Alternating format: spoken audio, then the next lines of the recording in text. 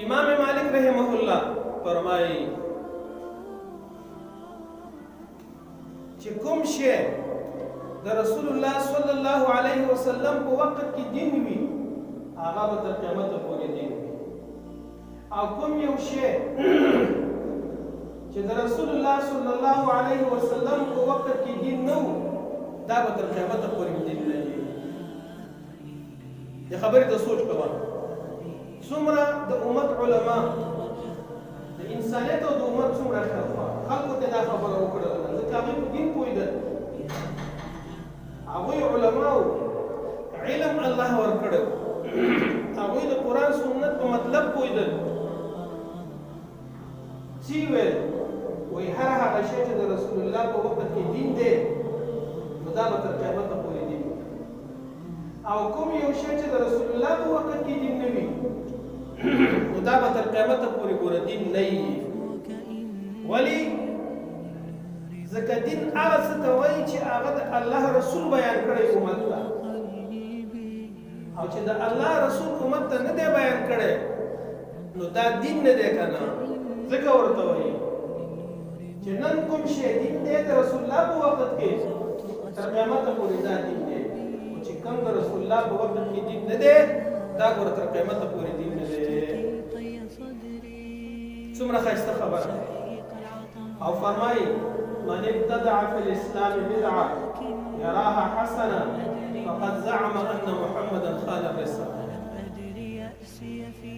او چا د ځان نه یو د دینه بعد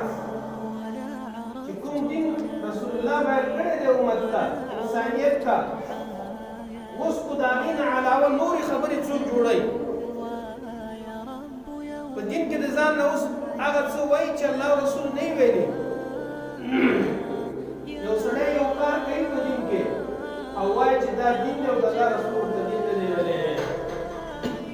نو د دې سړي دا عقیده ده چې محمد رسول الله صلی الله علیه وسلم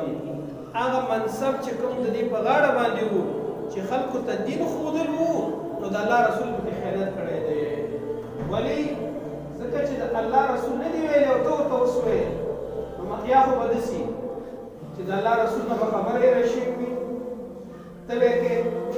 د هغې څه دلیل دی چې د الله رسول دا نه هېره شوې وه خو د الله رسول نه هېره شوې نه ده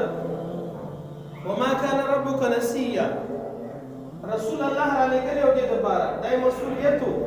چې دین خلکو ته مکمل بیان کړي نو ته چې اوس یو خبره په دین کې راوباسې او د الله رسول نه یې کړي د الله پیغمبر امت ته نه یې ویلي او ته ورته دین وې یا خو به دی چې د پیغمبر نه به خبرې رشي ته به کې نو د الله د رسول نه خو خبره نه یې د دین په باره هغې به خلکو ته بیانوله الله تعالی به ورته وحي کوله جبریل به ورته راته نو په هغې خو نسیان نه راځي چې نه راځي نو یا به دا خبره کوي چې دا دین نیمګړی دی زه ځکه دا خبره کوم هېره شوې ته نه ده خو زموږ ته دا اجازت دی چې موږ د دین کې د ځان نه کمې او زیاتې وکړو موږ د ځان نه یو شي ته ثواب او عذاب ووایو